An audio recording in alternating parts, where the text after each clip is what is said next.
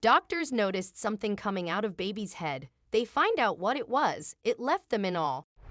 Sierra and Dustin Yoda were over the moon when they learned they were pregnant with their second child. Theirs has always been a worldwide romance, yet they weathered the storm and got married shortly after getting hitched. They had their first child, Beau. The first time Sierra got pregnant, she and Dustin made sure they get everything right, even though first-time pregnancies are usually very demanding.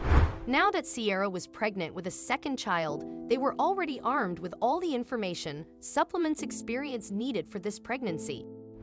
They were certain it was going to be a smooth and perfect journey, but it was nothing short of an emotional roller coaster. Sierra and Dustin weren't people who like surprises, so they couldn't wait to find out the gender of the baby. "I want a girl I can play dress-up with, and who will be a mini-me," Sierra would say, and Dustin would reply, "My sons and I would dominate the Little League teams." Weeks later, they went in for an ultrasound scan to get a gender reveal. Unfortunately, they would get to learn something far from any beautiful ideas they had been thinking up in their heads. Halfway through the scan, the doctor's expression became one of worry, and this made Sierra and Dustin panic. The doctors then told them they'd be having a boy and quickly urged them to see the neurosurgeon in the next room. Upon hearing this, Sierra's heart leapt into her throat and Dustin quickly placed his arms around her.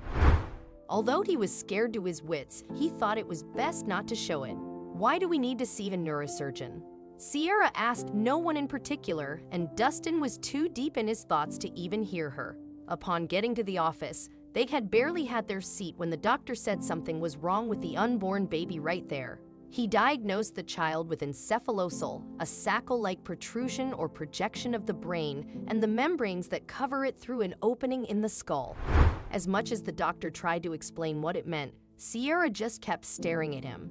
She had done everything right, taken her supplements, exercised. So why did this have to happen to her? She shrieked, and Dustin, who was sitting beside her, was too numb to comfort her. But even this diagnosis wasn't the most frightening part, and the doctor was just about to get to that.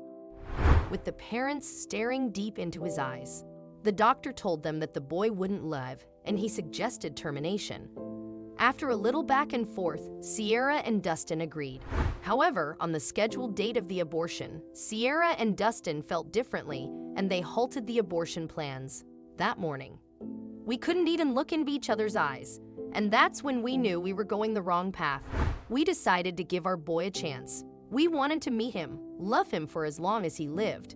We didn't even care if it was a few seconds, Sierra explained, so they called in to cancel the abortion. Afterward, they spent the remaining period of the pregnancy preparing to say goodbye to their beloved baby.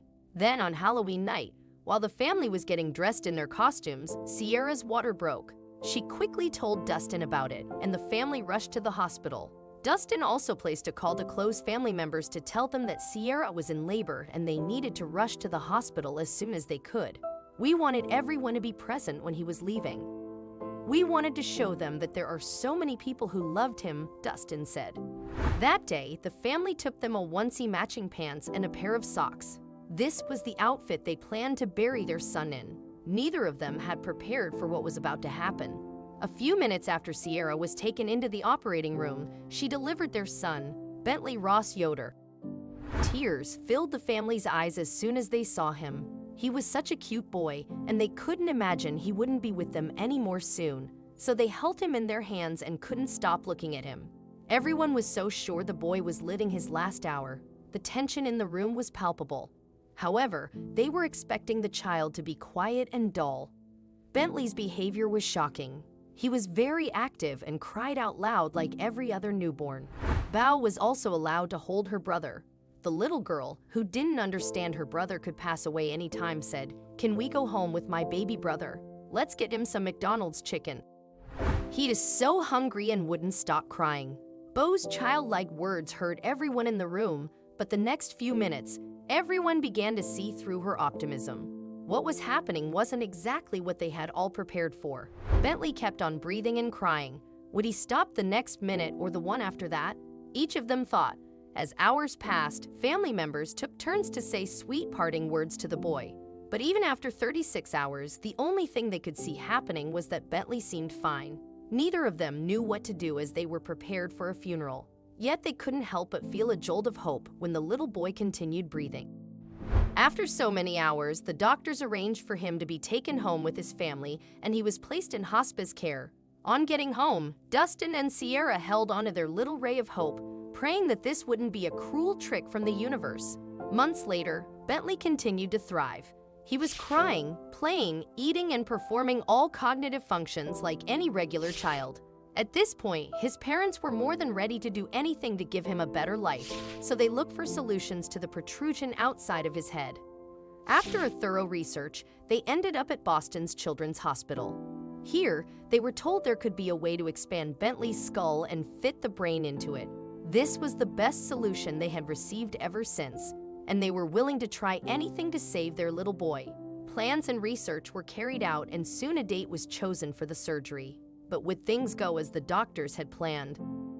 We were so anxious. Right from the research up to the date of the surgery, different thoughts went through our heads. But one thing we knew was that our boy was a fighter. He had conquered all odds, and that gave us hope. Bentley was our strength, Dustin said. As the doctors operated on the boy, family members gathered around the waiting room. They all held hands and prayed the boy would make it. The surgery required fluid to be drained from Bentley's head so surgeons could move the brain back inside his head. Afterward, the leftover bones were then used to close the gap and reform the skull. Fortunately, everyone's effort didn't go to waste. 5 hours later, the chief surgeon came out and informed the family the surgery was a success. The family was elated, but they were also anxious because the doctors had warned them there could be complications. But there was nothing to worry about. Hours after the surgery, little Bentley woke up and he stared at every one of them. He had so much life in his bright, beautiful eyes. He looked fine, like nothing had just happened. He just laid there staring at us as if to say, "Why are you all staring at me?" "It was such a beautiful view," Sierra said, laughing. After a few weeks, Bentley was discharged and he went home with his family. They returned to the hospital a few times for checkups and treatment. Several months have now passed and Bentley, who is not so little anymore, is doing just fine. The boy continues to recover at an amazing rate. Although his parents know he might experience some health challenges as he grows, they are hopeful of his future and are taking things one step at a time.